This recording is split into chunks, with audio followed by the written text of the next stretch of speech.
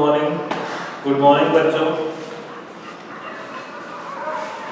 बेटा सभी के पास वीडियो और वॉइस क्लियर आ रहा है कि नहीं, पर थम्स अप करके बता दो मुझे।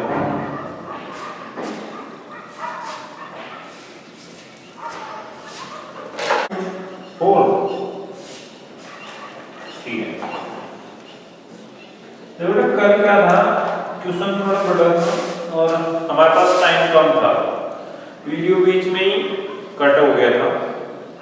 जिसमें टाइम फिक्स होता है उस टाइम के बाद में वीडियो ऑटोमेटिकली क्लोज हो जाता है, समझ रहे हो। तो हम फिर से उस क्वेश्चन को कर लेते हैं। बहुत ही इजी क्वेश्चन था, बस थोड़ा ये है उसमें 2 टाइम हमें कैलकुलेशन करनी पड़ती है, ठीक है। तो सबसे पहली बार क्वेश्चन हम पढ़ते हैं बेटा, हमारी चलेंगे इस पे कुछ भी नहीं लिखा है।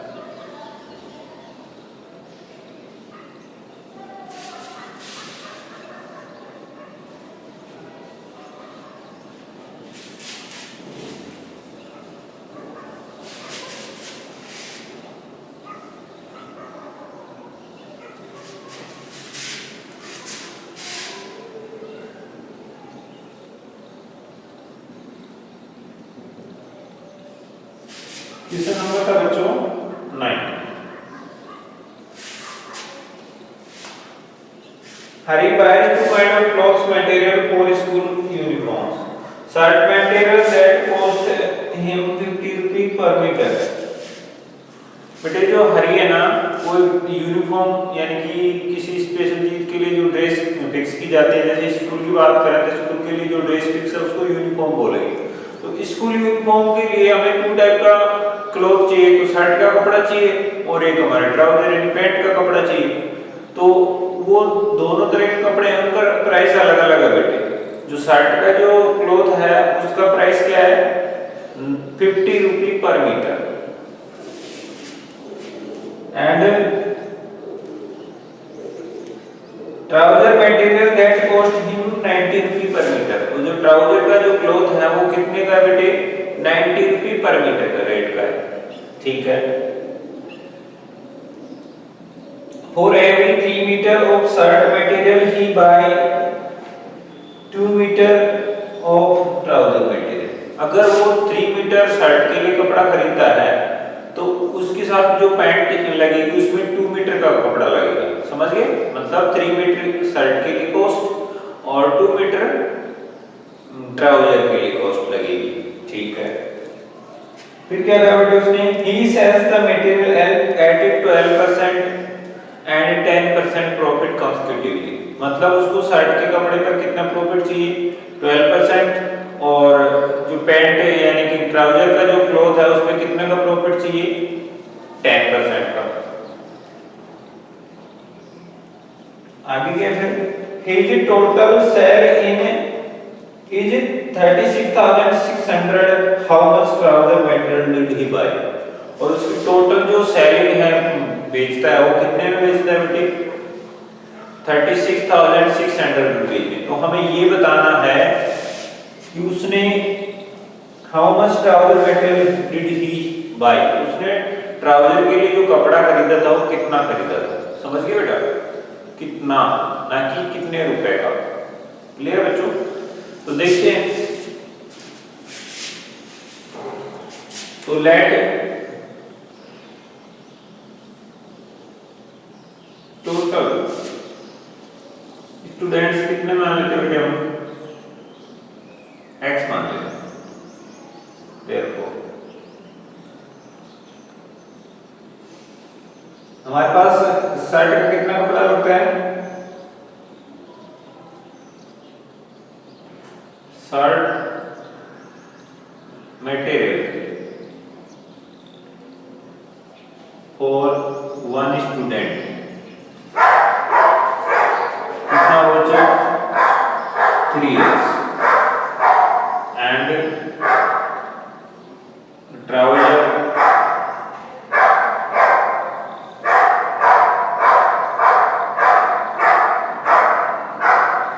मटेरियल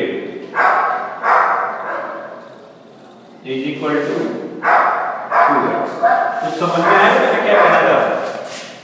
शर्ट का जो मटेरियल है, मान लो एक बच्चा है तो एक बच्चे की शर्ट में कितने मीटर कपड़ा लगेगा, 3 मीटर, तो हमने वन पर्सन यानी एक स्टूडेंट के लिए कपड़ा कितना लगेगा उसका 3 गुना। अगर एक बच्चा है तो 3, 2 है तो 3 का डबल लगेगा यानी कि 6 मीटर लगेगा। शर्ट भी लगेगा या नहीं क्लॉथ, बात समझ में आ रही है बेटा? भी एक शर्ट में कितना कपड़ा लगता है 3 मीटर। अगर हम 2 शर्ट रखेंगे तो 2 बच्चे हो गए, तो 2 शर्ट में कितना 3 का डबल लगेगा ना 6। ऐसे 3 शर्ट के लिए उसका और 3 प्लस कर दो यानी कि ट्रिपल लगेगा, 9 मीटर लगेगा। क्लॉथ ऐसे तो लगेगा ना भाई, एक शर्ट के लिए 3 मीटर लगता है तो ऐसे 2 होंगी तो 3 2 जा 6, ऐसे 3 होंगी तो 3 3 जा 9। मतलब जो भी हम क्लॉथ यूज करेंगे एक शर्ट के लिए, 2 के लिए, 3 के लिए ऐसे, तो वो 3 मल्टीपल आएगा उसका। जितने बच्चे हैं हमारे पास उसका 3 गुना। ठीक है, ये बच्चा सभी को समझ में आ रही है बात?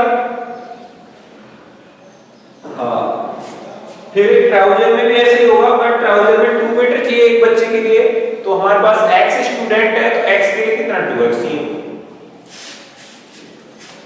अब बात कर लेते हैं price of total shirt material. मतलब शर्ट का जो मटेरियल है उसका जो टोटल प्राइस होगा वो क्या होगा बेटे 3x है टोटल हमारे पास, और 1 मीटर का प्राइस कितना है 50 रुपीज, तो टोटल हो गया 150x। ये सभी शर्ट का प्राइस हो गया जो जितने को परचेज किया ना उसने, उन सभी शर्ट का प्राइस कितना हो गया बेटे 150x। And price of total trouser material कितना हो बेटे 2x into 50 sorry 90 is equal to कितना आएगा बच्चों 180x। क्लियर है बच्चों? यहां तक कितने बच्चों को समझ आया? एक बार थम्स अप करो।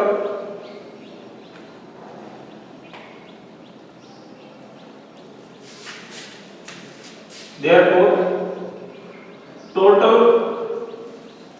price of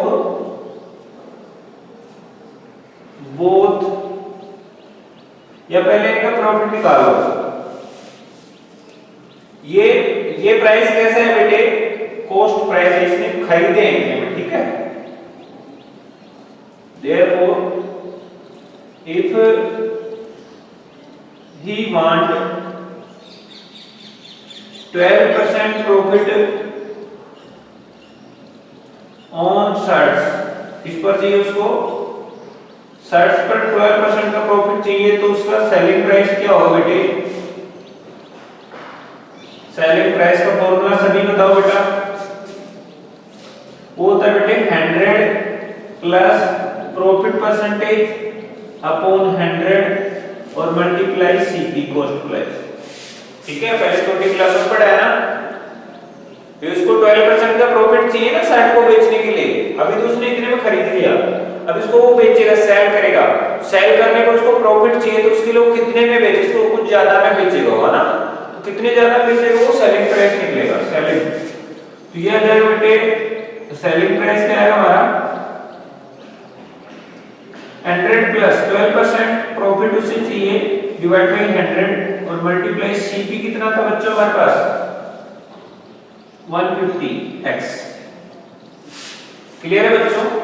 तो कितना है बेटा, देखिए हो गया 112 डिवाइड बाय 100 मल्टीप्लाई 50 150x। इनको आपस में मल्टीप्लाई करो, फिर 100 का डिवाइड कर देना। 112 को इससे करो तो 0 का 0 x का x। अब 15 से इसको कर दो, 15 2 या 30 30 का 0 3 का है, 15 वजह 15 और 3 18 का 8 1 का है, 15 वजह 15 और 1 60 डिवाइड बाय 100। ये क्या चल रहा है बेटे हमारे सेलिंग प्राइस। तो सेलिंग प्राइस के लिए 20 से 20 तो 168x 168x। Equation first they दो इसको क्योंकि मेन काम आएगा बाद में। सिमिलरली इसी तरह से selling price of trouser on 10% profit. कितना प्रॉफिट चाहिए उसको उस पर 10% चाहिए, तो सेलिंग प्राइस इक्वल टू वही निकलेगा 100 plus profit percentage upon 100 multiply CP. तो एसपी आएगा बेटे सेलिंग प्राइस 110 डिवाइड बाय 100 और इधर जाएगा 180x। ट्राउजर का सीपी कितना था बेटे कॉस्ट प्राइस 180 था ना, तो 180x 0 से 0 फिर 0 से 0, तो 11 को 18 से मल्टीप्लाई कर दो, तो selling price is equal to 18 1 जे 18 1 करे 18 1 जे 18 और 19, तो 198x इक्वेशन सेकंड। तो बेटे ये किसका है सेलिंग प्राइस आ गया शर्ट्स का, ये किसका आ गया पैंट का यानी ट्राउजर का। अब इन दोनों को ऐड करेंगे तो टोटल सेलिंग प्राइस आएगा ना, समझ में आ रहा है? तो इतना आप एक बार स्क्रीनशॉट ले लो या नोट कर लो जल्दी से।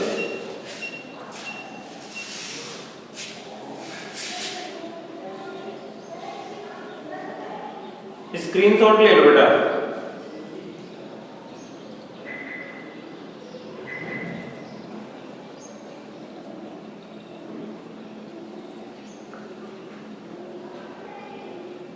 और एक बार मैं रिपीट कर देता हूं, एक देख लो। सभी बच्चे वीडियो विजिबल रखो, क्या शर्म आती है तुम लोगों को?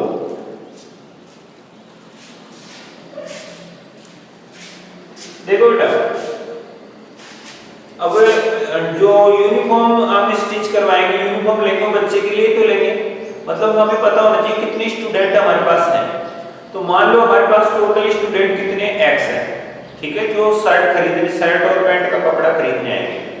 तो बेटा एक स्टूडेंट कितने मीटर कपड़ा खरीदेगा? शर्ट के लिए 3 मीटर और पैंट के लिए 2 मीटर, समझ रहे हो ना? तो फिर टोटल कपड़ा x स्टूडेंट के लिए शर्ट का तो 3x हो जाएगा और ट्राउजर का कितना हो जाएगा 2x। वो ही मैंने लिखा है shirt material for 1 student 3x और 1 लिख लेंगे, टोटल ही रहेगा shirt material for students 3x और शर्ट मटेरियल फॉर ट्राउजर वो हो जाएगा 2x। ऐसे उनका कॉस्ट प्राइस निकालना, तो हमें पता है 1 मीटर का खर्चा 50 रुपीस है, तो 3x मीटर का कितना हो जाएगा 150। ऐसे ही 1 मीटर का पैंट वाले यानी ट्राउजर का कपड़े का प्राइस 90 रुपीस था, तो 2x का कितना हो जाएगा 180x। अब हमें पता है वो शर्ट पे कितना प्रॉफिट चाहता है 12% और ट्राउजर पे कितना प्रॉफिट चाहता है 10%। यहां से देखो, if he want 12% profit on shirt then selling price क्या होगा बेटे 100 plus profit percentage upon 100 into CP. Formula निकालें तो कितना है बच्चों 168x। ऐसे ही सिमिलरली हम क्या करेंगे बेटे सेलिंग प्राइस ऑफ ट्राउजर निकालेंगे, बट ट्राउजर पे उसको कितना प्रॉफिट चाहिए 10%, तो यहाँ पे प्रॉफिट परसेंटेज 10 रहेगा, 100 plus profit percentage 10% upon 100 into CP. CP की वैल्यू 180x रख देंगे तो कितना आएगा ये सेलिंग प्राइस 198x। क्लियर है बेटा? जिन बच्चों को समझ में एक बार थम्स अप कर दो।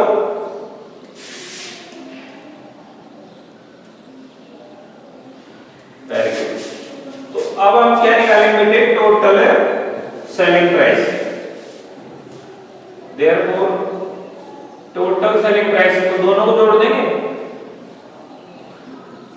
तो शर्ट का कितना है 168x और ट्राउजर का कितना है बेटे 198x और क्वेश्चन के अकॉर्डिंग इसकी वैल्यू कितनी दी है 36,600। ये तो दी है क्वेश्चन में टोटल सेलिंग प्राइस। तो इन दोनों को ऐड करो बेटे 9 8 8 16 का 6 1 कैरी 6 और 9 15 1 16 6 1 कैरी 1 और 1 2 और 3 3600 366 and x is equal to 36600। x की वैल्यू हमें चाहिए तो 36600 डिवाइड बाय 366। बेटे इसमें ये 1 टाइम गया, आगे नहीं जा रहा तो डबल जीरो आ जाएंगे, मतलब x की वैल्यू कितनी है बच्चों बताओ 100। तो कितने स्टूडेंट है हमारे पास 100 स्टूडेंट है बेटा, कितने हैं 100। अब आपको बताना क्या था how much trouser material did he by, तो ट्राउजर मटेरियल उसने कितना खरीदा था 2x, कितना खरीदा था बेटे 2x खरीदा था ना, देखो trouser material, therefore trouser material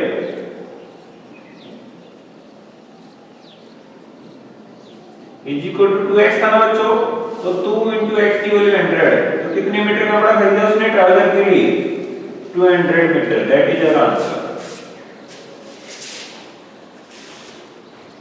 जब दिस इज स्क्रीनशॉट ले लो इसका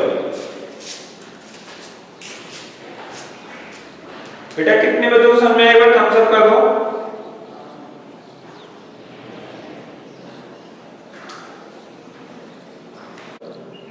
ठीक है ना, अपना रियल नेम रखो प्रोफाइल पे, फिजूल के नेम रखना बंद करो, ठीक है। यहाँ पे गेम नहीं चल रहा है, क्लास चल रही है तुम लोगों की, समझ रहे हो बात को। तो एक बार सभी वीडियो विजिबल करो, ये बैड बॉय ना वीडियो विजिबल करो बेटा, वरना मैं तुम्हारी आईडी यहाँ से बंद कर रहा हूँ अभी। सभी बच्चे वीडियो विजिबल रखेंगे, ये जो बैड बॉय नाम से लड़का है ना, ये अपनी आईडी विजिबल करे, अदरवाइज मैं यहाँ से इसकी क्लास ऑफ कर रहा हूँ।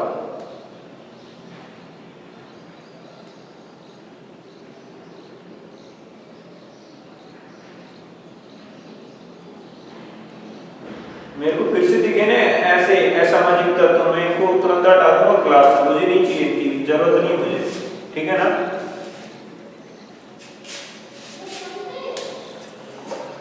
तो बेटे क्वेश्चन नंबर 10 की तरफ चलते हैं अपन। Half of a herd of deer are grazing in the field and 3/4 of remaining are playing in nearby. Then rest 9 are drinking water from the pond. Find the total number of deer. तो मेरे पास क्या नहीं है, total number of dear नहीं है, मतलब कितने dear है टोटल वो नहीं है। हर्ड मतलब होता है झुंड, जैसे एक जगह इकट्ठा होकर कुछ पशु या फिर आदमी खड़े हो जाते हैं तो उसको हम बोलते हैं हर्ड। क्या बोलते हैं बेटे, हर्ड मतलब झुंड, सभी जानते हो ये चीज। तो इस झुंड में तो टोटल जो डियर है यानी कि हिरण है वो अलग अलग काम कर रहे हैं, कुछ एक जगह इकट्ठा होकर ग्रेजिंग यानी कि घास खा रहे हैं, कुछ लोग पानी पीने जा रहे हैं, कुछ लोग एक दूसरे के साथ खेल रहे हैं, तो इस टाइप से अलग अलग वर्क में बिजी हैं। तो हमें बताना है टोटल डियर कितने हैं, ठीक है बच्चों। तो मान लेते हैं let total number of deer is equal to x, बात समझ में। Let total number of deer is equal to x। Okay, अब बेटा क्या हुआ, half of a herd deer are grazing in field, half x टोटल है, इनके हाफ यानी कि x/2 क्या कर रहे हैं बेटे, खेत में ग्रेजिंग यानी कि घास खा रहे हैं, ठीक है। ये बात समझ में आ रही बेटे, आवाज आ रही है आपके पास।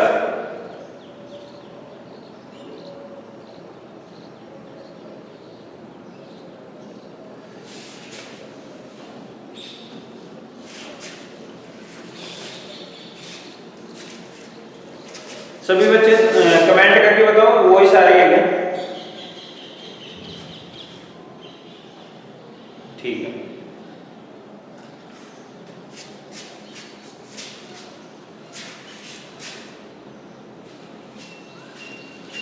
बेटे टोटल जो डियर्स हैं उनके हाफ क्या कर रहे हैं, ग्रेजिंग कर रहे हैं, इसके अंदर खेत के अंदर घास चल रहा है, ठीक है। And 3/4 of remaining are playing in nearby. अब बचे कितने, हाफ बचे ना भी, हाफ और हाफ कितना होता है, 1 होता है। अगर x कर दोगे तो इधर भी x इधर भी x, तो 1 को हटा सकते हो। तो हाफ ऑफ ग्रेजिंग कर रहे हैं तो बचे कितने, हाफ ही तो बचे, तो इन हाफ के 3/4 क्या कर रहे हैं बेटे, आसपास खेल रहे हैं, प्लेइंग नियर बाय, ठीक है। And rest 9 are drinking water from pond, और फिर कितने बचे हैं 9, तो इसमें +9 और कर दो, ये पानी पी रहे हैं, तो ये टोटल कुल मिला के कितने हो जाएंगे, जितने हमारे पास हिरण है x। पहले बताओ ये जो 3 स्टेप है आपको समझ में आएगा नहीं?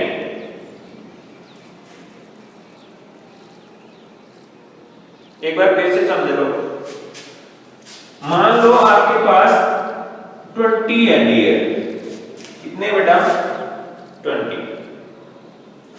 20 के हाथ तो क्या कर रहे हैं, एक जगह खाना खा रहे हैं, रीडिंग कर रहे हैं, तो बचे कितने, अब 20 के हाफ ले लिए 10, तो बचे कितने 10 ही बचे ना। इन 10 का भी 3/4 क्या कर रहा है, आसपास खेल रहा है। फिर मान लो बच गई जो भी, तो टोटल 20 तो होगा इनका सम। बात समझ में आई कुछ? तो ऐसा ही इसमें है, हमारे पास टोटल नंबर ऑफ डियर्स कितना है, x है। अब उस x में से हाफ जो है वो क्या कर रहे हैं बेटे, ग्रेजिंग कर रहे हैं फील्ड के अंदर, मतलब घास खा रहे हैं खेत के अंदर, तो x है तो उनका हाफ क्या हो जाएगा, x/2। अब जो रिमेनिंग बचे, रिमेनिंग मतलब हाफ और बच गए, हाफ तो क्या कर रहे हैं, ग्रेजिंग कर रहे हैं, और उनमें से बचे कितने, हाफ बच गए, यानी कि x/2 बच गए। उन x/2 का 3/4 पार्ट क्या कर रहे हैं बेटे, प्लेइंग कर रहा है नियर बाई, आसपास खेल रहा है। तो ये x/2 ये वाला वैल्यू नहीं है, ये रिमेनिंग वैल्यू, देखो टोटल हमारे पास ये x है, x का हाफ निकाल देंगे हम, जो क्या कर रहा है, ग्रेजिंग कर रहा है, तो बचेगा कितना, x में से x/2 निकालो एक बार, देखो 2 1 2, 2 को इधर x से करो तो 2x, और 1 को x से करो तो 1x, तो 2x में से x गया तो x/2, ये बचेगा, हाफ बचेगा ना, समझ रहे हो? तो ये हाफ का 3/4 जो है वो क्या कर रहा है बेटे, प्लेइंग कर रहा है, आसपास खेल रहा है, और उसके बाद भी 9 बचे हुए हैं, तो +9 और कर दो, तब जाके टोटल डियर x होंगे, समझ गए? तो अब इसको आगे करते हैं, काफी टाइम दे दिया मैंने। तो x/2 प्लस 3 को x से करो तो 3x divide by 2 4 = 8 plus 9 = x। तो बेटे 9 को इधर रहने देते हैं या फिर इनका एलसीएम ले लेते हैं, इन तीनों का एलसीएम ले लो, 2 का 8 का और 1 का, तो इनका एलसीएम 8 आ रहा है। इसको 8 करने के लिए 4 का मल्टीप्लाई करना पड़ेगा, तो ऊपर 4 कर दो तो 4x प्लस ये 8 है, इसको कुछ मत करो, 3 का 3x। इसको 8 करने के लिए ऊपर 8 का मल्टीप्लाई कर देते हो, 8 में 8 होगा ना, तो 8 को 9 से करोगे तो 72, 8 और 9 = 72 = x। तो 4 + 3 कितने x हो गए, 7x प्लस 72 डिवाइड बाय 8, और उधर x था बेटे मैं बाई वाला लगा देता हूं, क्रॉस मल्टीप्लाई कर देंगे।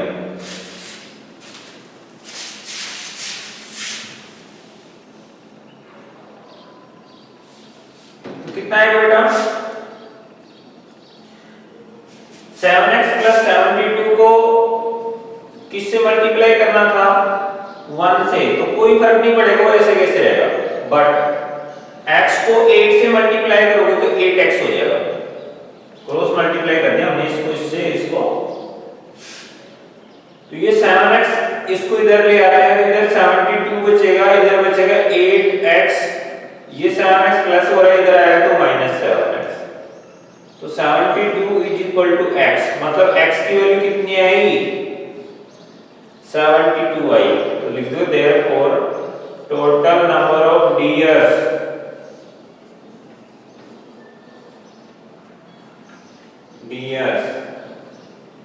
कितनी है बेटे, 72, यही हमारा आंसर होगा। जिन बच्चों को समझ में आए एक बार थम्स अप कर दो बेटा, और उसके स्क्रीनशॉट ले लो। चलो ठीक है बेटा, नेक्स्ट क्वेश्चन करते हैं हम, हमारे पास इतना ही टाइम है, मे बी इसमें हो जाए। 11वां क्वेश्चन देखो।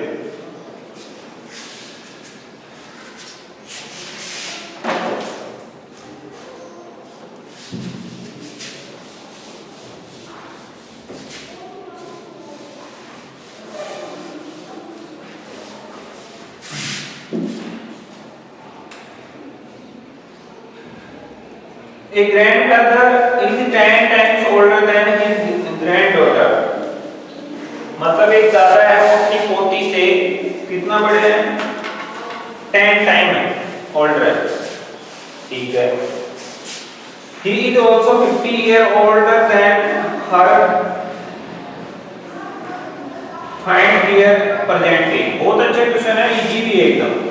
तो हम किसको माने थे? लेट एज ऑफ ग्रैंडडॉटर कितने बेटे? x year. Then age of grandfather कितने बेटे? 10 टाइम हो गए, 10x year. According to question उसके दादाजी अपनी पोती से कितने बड़े हैं? 54 ईयर ओल्ड है। तो अगर पोती की एज कितनी है? x है, उसमें 54 प्लस कर देंगे तो अपने दादाजी के बराबर हो जाएगी, समझ गए? तो x को उधर ट्रांसफर होगा तो 54 इज इक्वल टू 10x में से ये x माइनस हो जाएगा तो 9x बचेंगे इक्वल टू 54। x की वैल्यू निकालनी है तो 54 डिवाइड बाय 9। तो x की वैल्यू कितनी है बच्चों? सॉरी डिवाइड बाय 9 करेंगे तो 9 6 या 54 तो 6 आ गया x की वैल्यू। x किसको माना था हमने? Age of granddaughter. Therefore age of granddaughter कितनी रहेगी बेटे? 6 year. And age of grandfather वो कितनी रहेगी? 10 into 6 यानी कि 60 ईयर। अब बेटा चेक करना हमारा आंसर सही है कि नहीं, तो हमें इनका डिफरेंस कितना आना चाहिए? 54। तो अगर दादाजी 60 ईयर के हैं और पोती 6 ईयर की है तो इनके बीच का डिफरेंस कितना है बताओ? 54 है ना। तो बहुत ही इजी क्वेश्चन था, जिनको समझ में आया थम्स अप करो और इसके स्क्रीन नोट ले लो।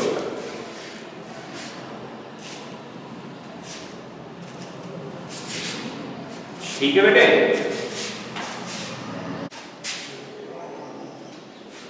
हमारे पास ओनली 2 मिनट है, इसमें शायद नेक्स्ट क्वेश्चन नहीं हो पाएगा। अगर हो सकता है तो हम कर लेते हैं, अगर नहीं होता है तो आप लोग कल कर लेंगे इसको, ठीक है? आप खुद भी कर सकते हैं, बाद में क्वेश्चन इजी है हमारे पास। तो ये हो गया इसके स्क्रीनशॉट, कोशिश करते हैं हो जाएगा सर, ठीक है?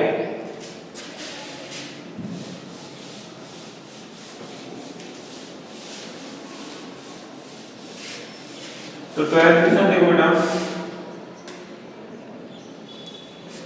अमन से एज 3 टाइम ऑफ इंसान एज। अमन की जो एज है अपने बेटे से 3 गुना है, 3 टाइम्स है, ठीक है? तो बेटे की एज हमें पता करनी है। 10 years ago he was 5 times of his son, find their present age। तो let present age of son कितनी है बेटे? x है।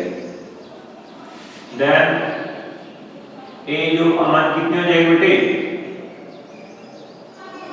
उसके 3 टाइम हो जाएगी कि नहीं? अब लिखो अकॉर्डिंग टू क्वेश्चन कितने साल पहले की बात कर रहे हैं? 10 years ago 10 साल पहले उसका बेटा था x - 10 ईयर का और वो खुद कितने का था? 3x - 10 का था, ठीक है? तो 10 साल पहले जो अमन की एज थी ना 3x - 10, वो अपने बेटे की कितनी गुनी थी? 5 टाइम। तो बेटे की 5 गुना कर देंगे तब जाके अमन के बराबर होगा। तो 5 आता है और 5x - 10 5 = 50 is equal to 3x - 10। तो 3x को इधर ले आओ, यानी कि 5x में से 3x प्लस का इधर आएगा तो माइनस का 3x is equal to minus के 10 है, ये -50 उधर जाएगा प्लस 50। तो यहाँ पे बेटे 2x बचेंगे, इधर 10 माइनस का 50 प्लस का तो 40 प्लस के बचेंगे। तो x की वैल्यू आएगी 40 डिवाइड बाय 2, तो x की वैल्यू आएगी 20 ईयर। तो बेटे की एज कितनी है बेटे? 20 ईयर। तो देयरफॉर एज ऑफ सन कितनी है बेटे? x equal to 20 year. तो फिर एज ऑफ अमन कितनी होगी? 3 into x यानी कि 3 into 20। तो कितने एज हुई बेटे? 60 ईयर्स। जिन बच्चों को समझ में आया वो थम्स अप करो और इसके स्क्रीनशॉट ले लो। आज के लिए इतना ही था बेटे, मिलते हैं नेक्स्ट वीडियो में, तब तक के लिए बाय।